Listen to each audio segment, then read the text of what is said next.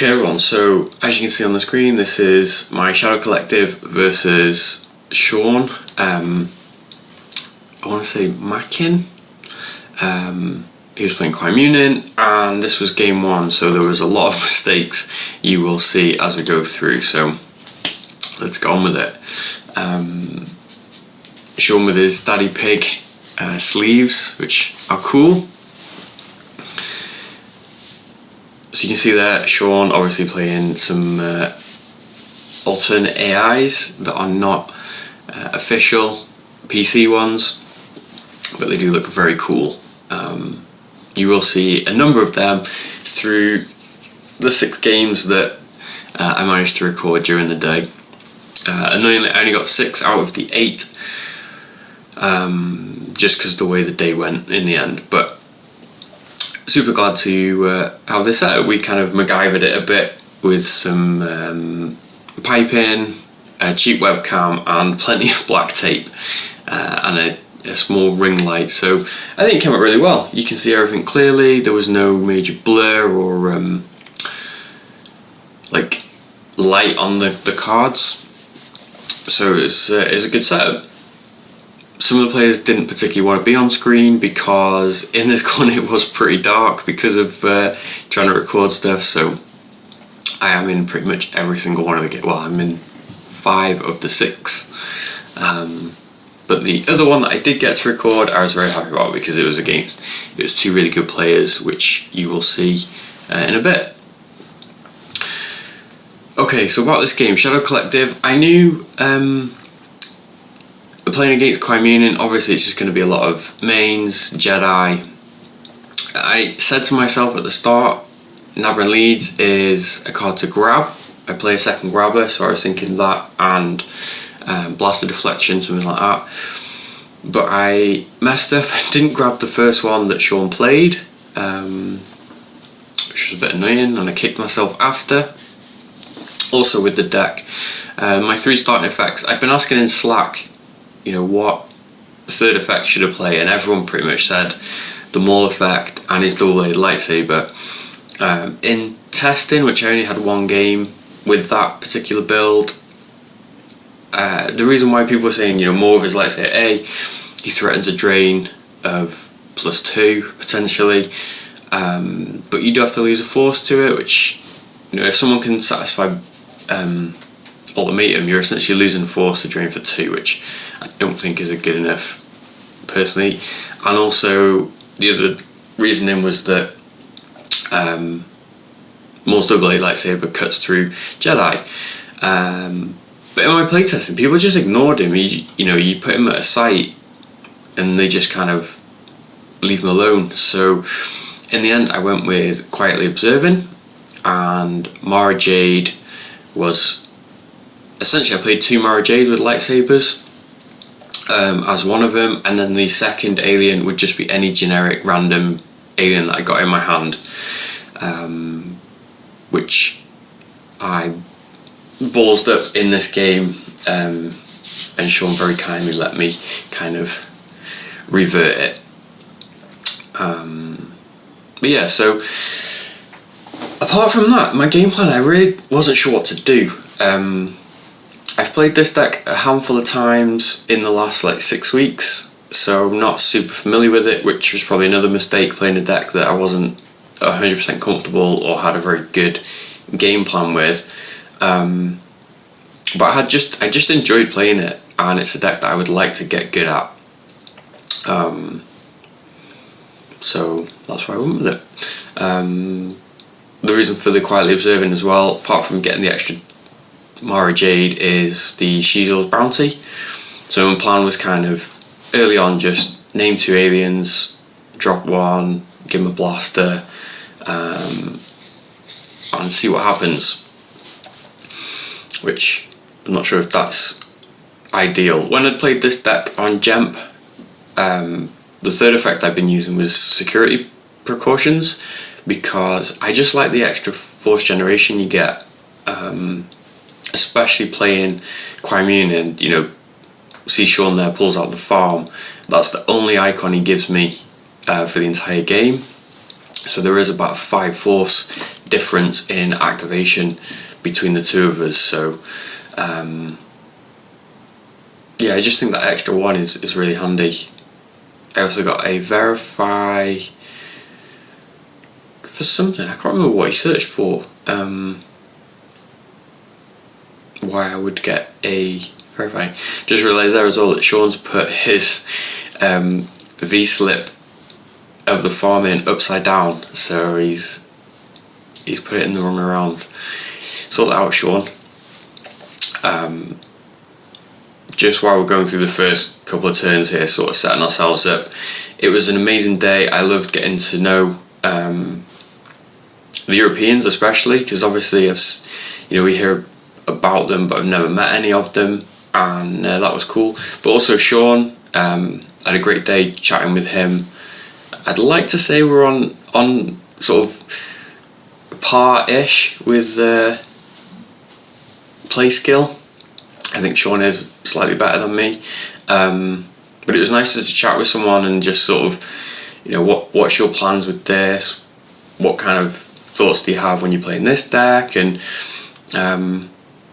also just being able to watch some of the other players play. We chatted a little bit about one thing I noticed with the sort of the good players is how they put their force piles on the table, so you kind of see them. They like fan them out, and we were just saying that obviously reduced some of the mental energy that you're perhaps using to count and remember how much you've got in each pile.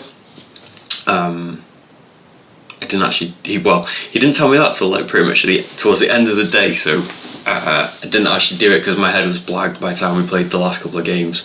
But it's something I'm going to keep in mind for future events. So Moore gets a blaster. So this was the thing where I think I like the security precaution. Maybe it was a toss-up. Do I play the masterful move to get my holotable out, which was obviously my activation, or do I pay the force to move more turn 1? Which, in my other builds, that's the kind of thing I get to do because against Crime Union anyway, against decks that don't give you an icon, that extra 1 force to move more I think is handy. But I think most decks do give you an icon. Okay, so what I was doing then was the quiet reserving, went to show him Mara, and I think I saw Asajj with lightsabers and thought it was a Mara in there, and then Hondo was my other one. So that was a mistake, and also realised after I should have put Hondo at the other site because he would have given me an extra 1 activation from the text. I also probably should have deployed him first and then given him the blaster, or given the blaster to Zizor. But you live and you learn. I was thinking I'll just go through and deploy blaster and see what's in my deck, which didn't really do me any favours. But there we go. So pull fanfare.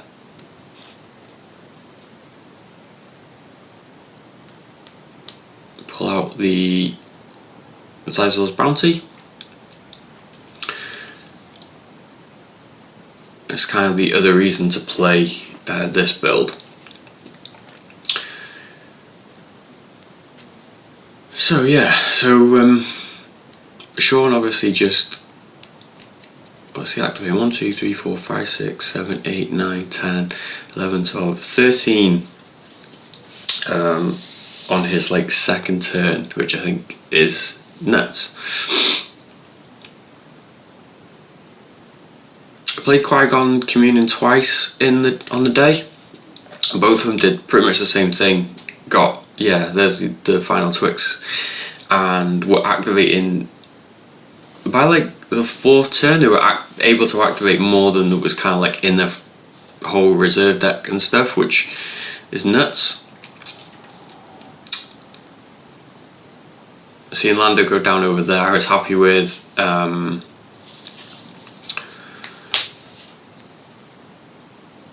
again, this is that thing of like,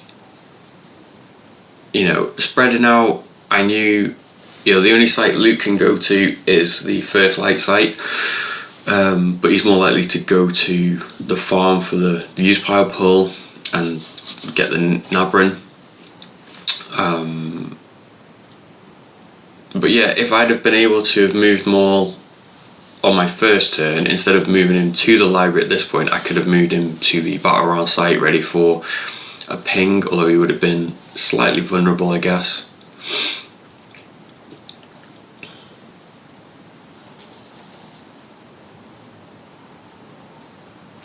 You may have also noticed, for my shields, the card that I've got on top is a Star Trek card, not a Star Wars card, which got some love during the day, but it's the Worf Son of Moog. I used to play Star Trek way back when as well. It's kind of like one of about 6 cards that I've kept from my Star Trek days, which are Worf, Martok, and I've also got the 4 Blood Oath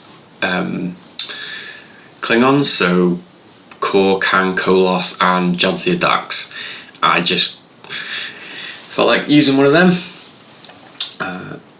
As you guessed, I don't know if I'd get away with it in an official US tournament, but over here the guys are pretty relaxed with stuff like that. So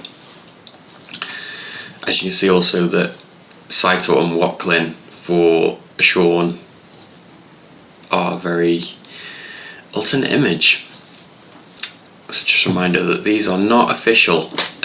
These are personally made, non-sponsored by the PC. They're just for fun. Okay, so I think this is where I'm a bit like, I don't know what to do. I was thinking ideally just get some characters out and yeah, so Sean, that's where Sean very kindly let me play Mara Jade, even though I'd whiffed finding her before, so that was really nice of him. She was also in a wrong sleeve, which I didn't notice. I think I was so nervous in this game. We both said after we held our hands out, both of us were shaking. I think it's that first game sort of jitters, and yeah, I didn't realise she was in a different sleeve, although it was still red. Dengar was the same, and I did swap them after, or at some point when I noticed. But yeah, it's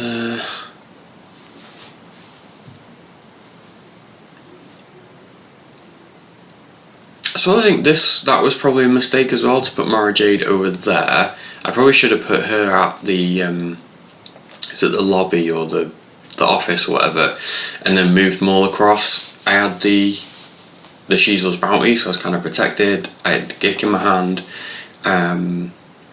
When my objective flipped back, it would have obviously pinged him, and I would have been set up to ping for something next turn with You'll Be Dead. So I do think this was a mistake, putting Mara Jade over there. So that was like, what, 4th mistake already, something like that, and we're only a couple of turns in, but there you go.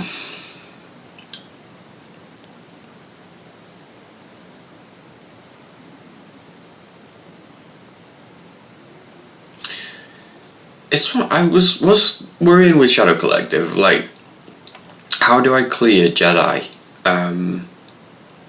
So, characters I was thinking I'm looking for are, I played Cad Bane, so you drop him with Bounty Hunter and obviously cancel someone's immunity. Jango Fett, just to try and get extra battle destiny. And then apart from lining up essentially 6s, which there are, I think there's 4, so there's 2 Masterful Move non-combos and then 2 Phantom Menaces. So apart from setting those up, I'm not sure how you're supposed to get the Jedi, to be honest. A card that had floated in and out is the defensive fire, so you can get to fire your blaster at +2.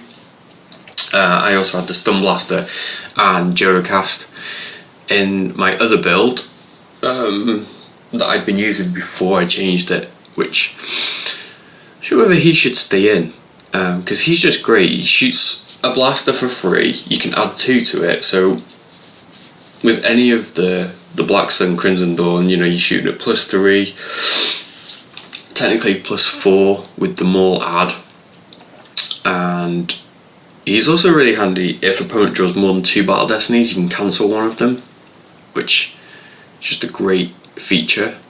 So I think he probably will go back in. I think what I might do is swap back to the security precautions instead of quietly observing, take out the Maras, take out the Shizel's bounty, just put a regular barrier in, and go back to the Jodocast and maybe hidden weapons.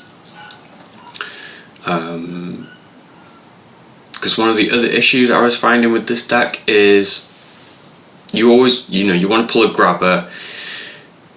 Secret Plans is kind of like a auto pull, I think, as well, really. And then because I used Fanfare to get the bounty, I only had 1 shield pull left, and I don't play Cold Feet or the O switch off. So I think you need. I just found during the day, it didn't matter what deck I played against, there was always like, I could do with that 5th shield. So yeah, so you see Nabin's over, Shizel's bounty on Mace, so he can't battle, thankfully.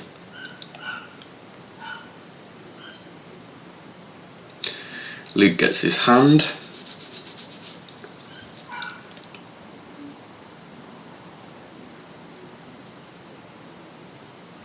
And as you can see, briefly, my hand was pretty garbage. I had like 2 Sith Furies, a Wounded Warrior, the Gick, so nothing that was going to help me hit any of the Jedi, and the Wounded Warrior is just pointless with Lando, so Kev came and handed us Plo Koon AI, which are the OCS foils you got for one of the months, I can't remember which one now, so I was very happy to get them, especially because I was playing WAP, and I thought it was ace to swap Plo Koon over. So Lando swings at Mara.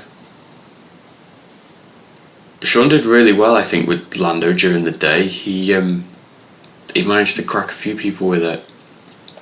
Sith Fury, my Shizo, and he senses it, annoyingly, with a nice Japanese sense. He played Japanese neighbouring, Japanese sense, and he had the Japanese altar in his deck as well, which I thought was cool.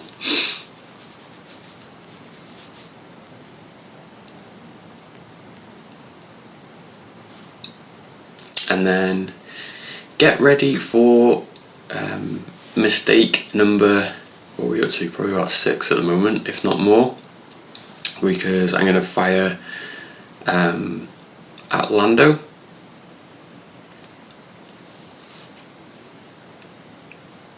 This is the other thing I realised playing this game. Why is Sith Fury unique?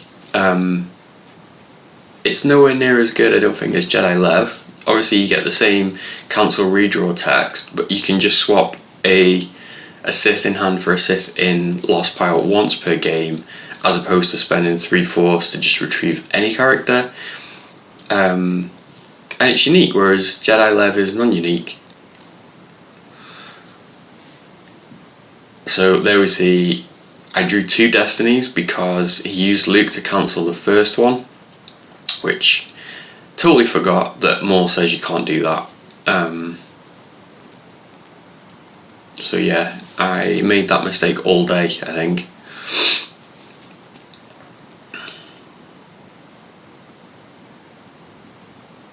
I was in an arm whether to play the Lana combo, and then we worked out power. So he had Luke's power 7, Yoda 10, Lando 14, and I'm 5 at the moment.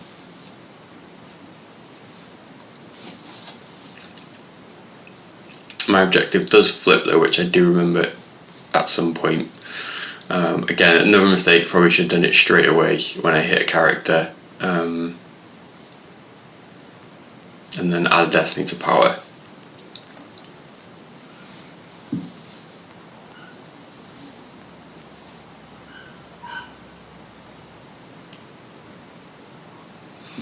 Destiny's power is 4.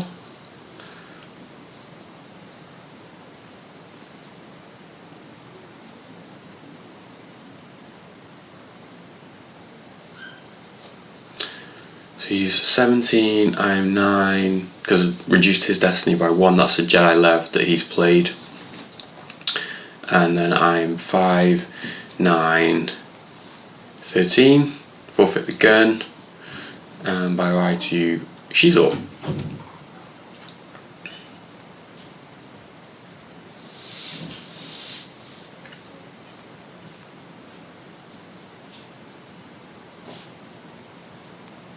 So I was kind of happy at that point that Mara had gone, although I guess, you know, she could have swung at someone, but then she would have got hit instead of just excluded, and still having the Gick in my hand meant that she got to sit there for another turn and just block a drain.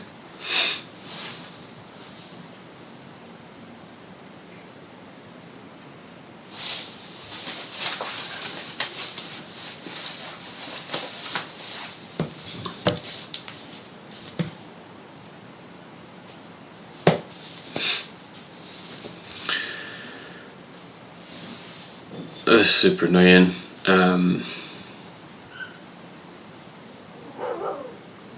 Probably went and pulled the wrong card altogether here with Force Push. I can't remember what else was in my Force pile. I remember thinking it wasn't exactly great.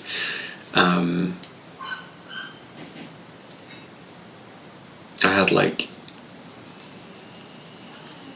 there was like 2 cards in there. I'm not sure if you get to see them on the camera, but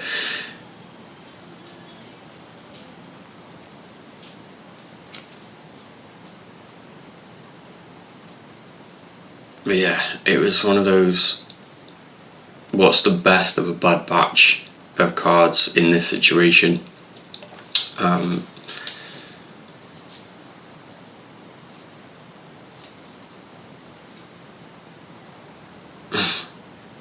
And it ends up being a total waste anyway, you'll see now.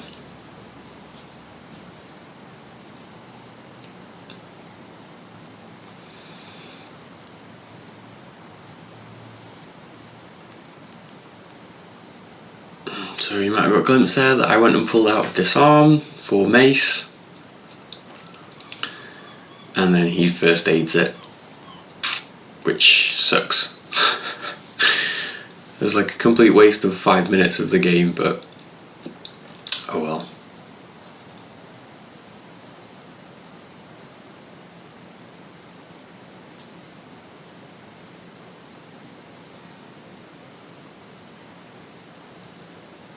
Force for Proxima,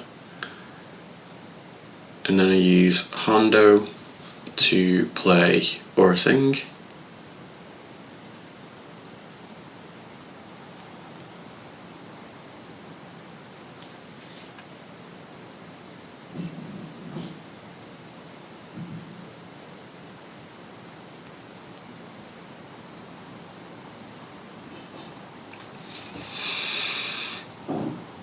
I think at this point I was just thinking I need to kind of try and spread a little bit, get a bit of damage going with the pings. Force Drain obviously wasn't going to be a thing because it was only for 1 at a site.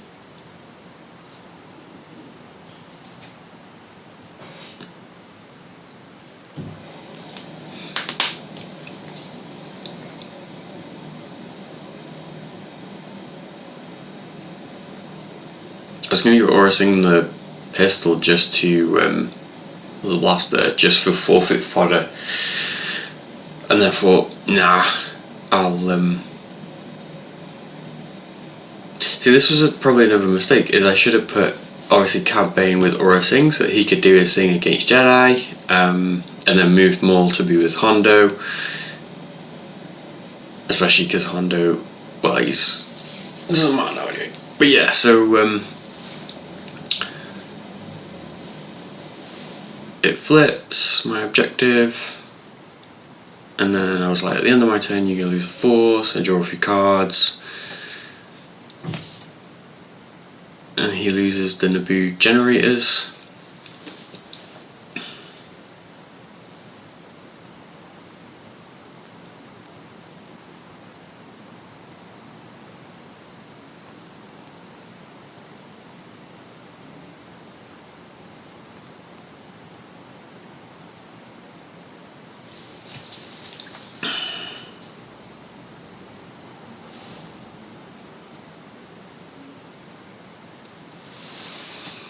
And then, as you see, I got like a handful of garbage. Which, there's a few times when I was like playing these games and I drew like big hands, and you just look through and you're like, what am I supposed to play? Because everything felt like useless. Which made me think this deck needs some serious tweaking. Two of the tweaks I think need to be done are some kind of neighbouring protection. So like Uta solo, or even just a sense maybe, and also cold feet to pull out an extra shield. Played BB-8 because I think BB-8's great obviously against BB-9, because he's good against BB-8 and Rose, and he breaks undercover spies, but I just think he's kind of a bit too niche. Whereas at least with Uta solo, it's a Destiny 5, it's not a 6, but it does cancel undercover spies and the neighbouring, and you can just cycle it back when you want. So I'm thinking about swapping for that. Is another stupid mistake. Sith Fury for Dengar, and then I draw a 6, and he cancels it with Luke, which I let him do. So yeah, so missed. I think I was swinging at Mace with that, which technically wouldn't made a massive amount of difference to that stack, but I would have got to Retriever Force at least with the bounty and looked at his hand.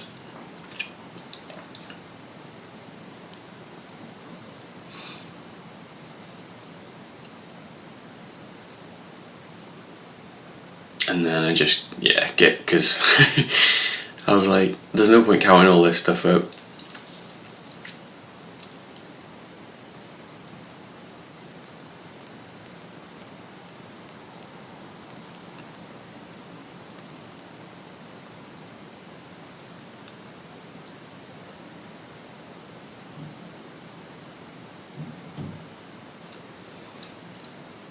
Again, just useless cards in my hand at this point. I felt like a Dengar and Egg. I can't remember what the other character was in my hand. Oh, that was silly as well. To cycle a 5 back to pull a 7 out of my deck.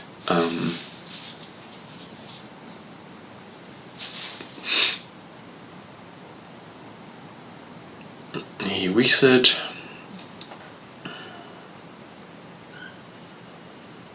I think he does actually play the battle planes. I can't remember if Sean did or the other guy who played Crime Union had the battle planes in. One of them definitely did.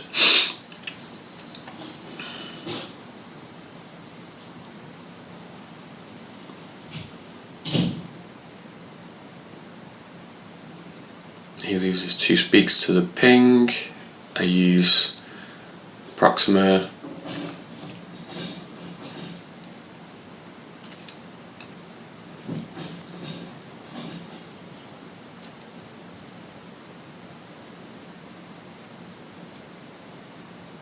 So we ended up with, I think there was 21 players altogether, which was great.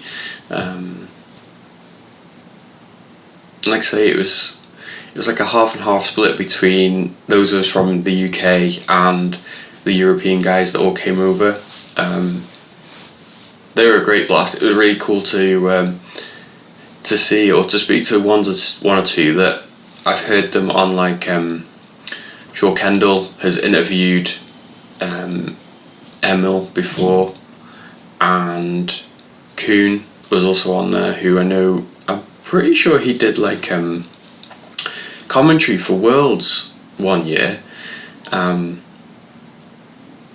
I thought it was cool to actually get to see them guys and speak to them, and put a face to the name sort of thing. So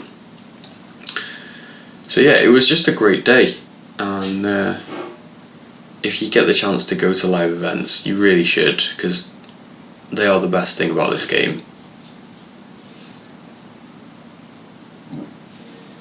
So pinged, I drained for 1, which was probably 3 cards I should have drawn, put out the grabber, and then this was the other stupid mistake.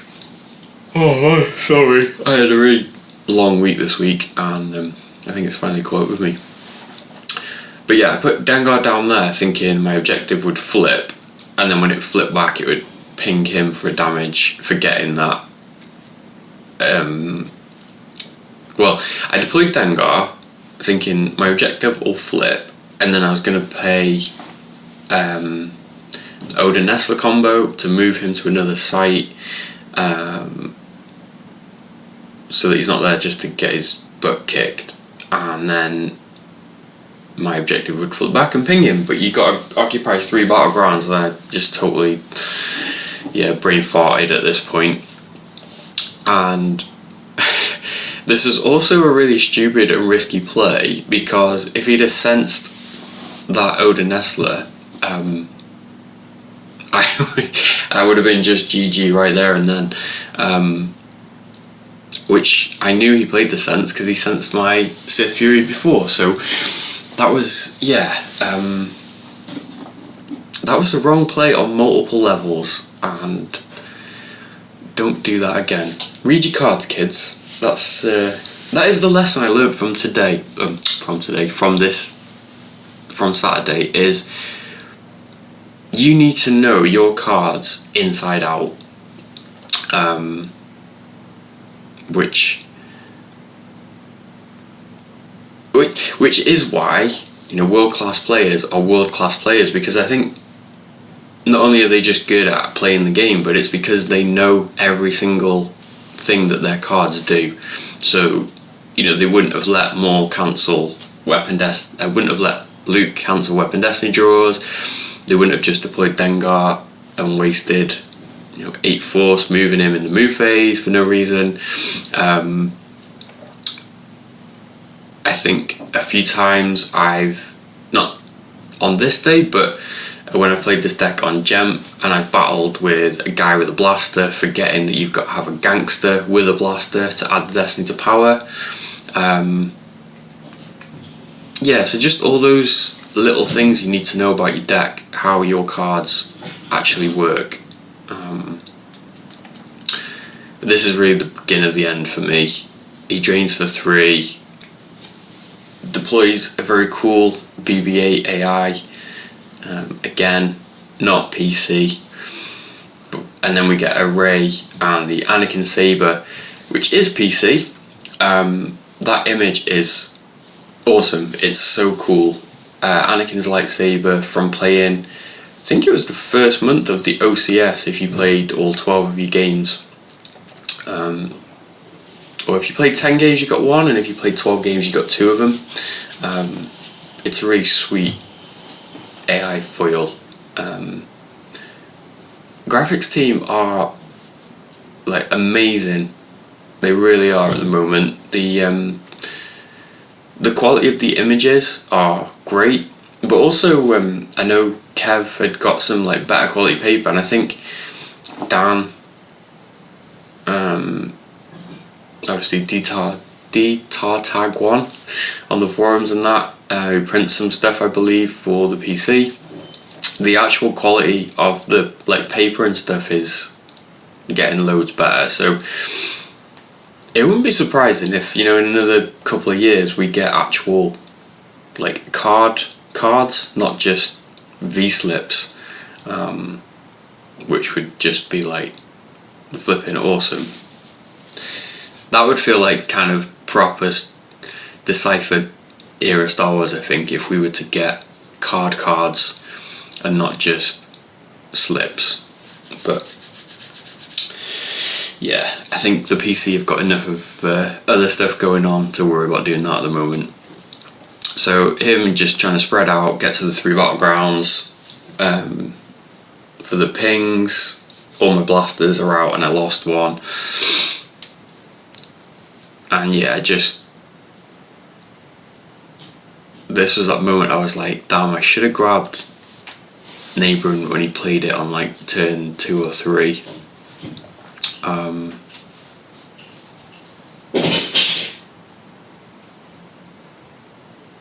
So flip, draw some cards, flip back, do a ping damage, and then say go.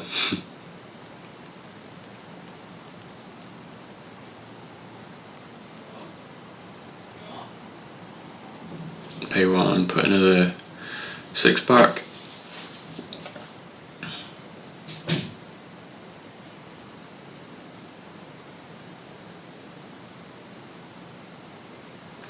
And because this is only a Swiss strength of schedule event, we obviously didn't count life force at the end of each game unless it was needed. But I probably should have actually, because it would have been interesting to see what I actually got him down to. Well, I think we could probably get an idea in a second when he activates.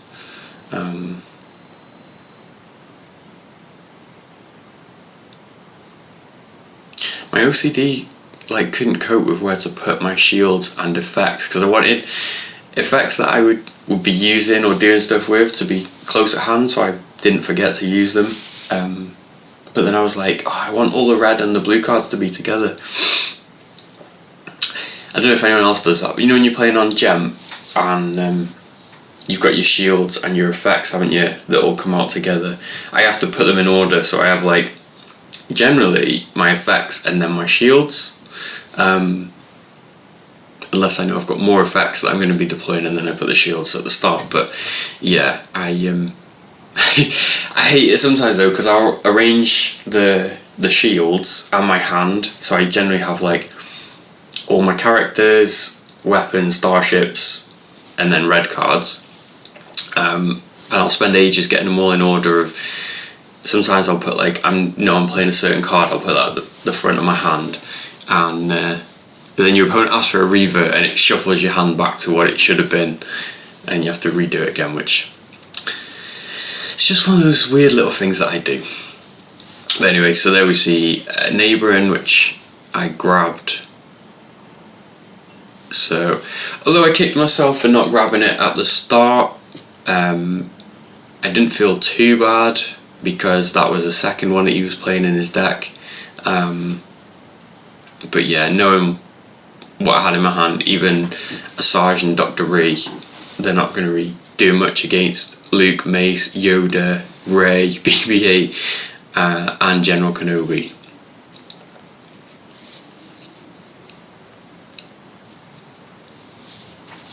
Speaking of Asajj, she gets clashed here, which is basically like, yeah, good game. But I've been, just yesterday, started listening to the Star Wars Dooku book on Audible, and she's a big character in it so far. I think I've listened to like 3 chapters. I really like it. It's cool to hear how like Dooku was a Jedi to start with, and how he was obsessed with like being the best, and even at like a young age he was an amazing lightsaber duelist. But Asajj is kind of narrating a lot of it, how she thinks and how she feels, what she sees in him, and there's a handshake, yeah, because he just crush me. But yeah, if you get a chance, I definitely recommend giving it a listen. And it's only a short book, it's like 6 hours, so I'll probably finish it tomorrow when I'm at work. And if you're interested, I can give you a quick review on what I think of the full Dooku book once I've listened to it all. But there we go. So yeah, not a good start to my day with the amount of mistakes, but I think mistakes are what you learn the most from. So thanks to Sean for a good game, and yeah, stay tuned for, I got 5 more games to show you, and also some interviews that I did with some of the guys at the event. So until the next one, take care of yourselves, and may the force be with you.